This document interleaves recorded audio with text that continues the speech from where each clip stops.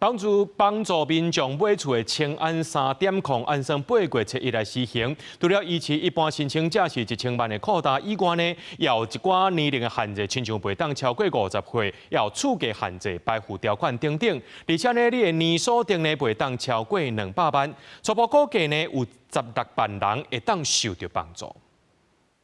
新青安貸款政策伫要這個月底屆滿，行政院會16通過青安3.0方案，新增加3道限制，包括要求新貸人愛未滿50歲，貸款年紀加貸款年限愛佇80年以下，借款人的年所得總額袂使超過200萬。另外，房屋總價是照縣市分3級設限制，台北市3500萬，新北市甲新竹縣市2500萬，其他縣市是2000萬。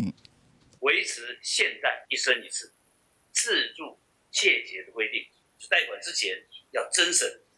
包括公股銀行依青安貸款原則要審慎的核貸，以及貸後要加強管理。新貸戶要徵提自住切結書哈，那貸款額度最高1000萬元，貸款成數最高80%，寬限期最長5年，貸款年限最長40年。婚育家庭加錢的部分，新婚2年來家庭貸款額度上懸1200萬，有未成年子女上懸1500萬。所有青安貸戶攏有滿3年利息補貼，滿3年後每年補貼減少半筆，補貼期滿恢復原貸款利率。財政部處長吳清華表示，新方案年齡國家核貸年限是80年，主要是考慮風險管控加行政能力，整體加強管控。3.0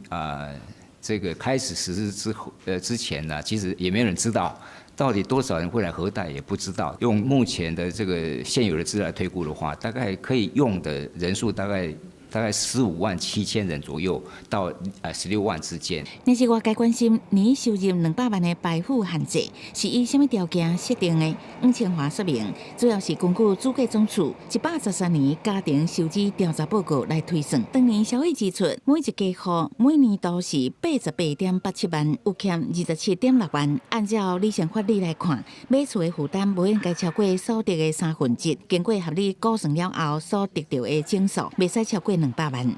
記者採訪報道。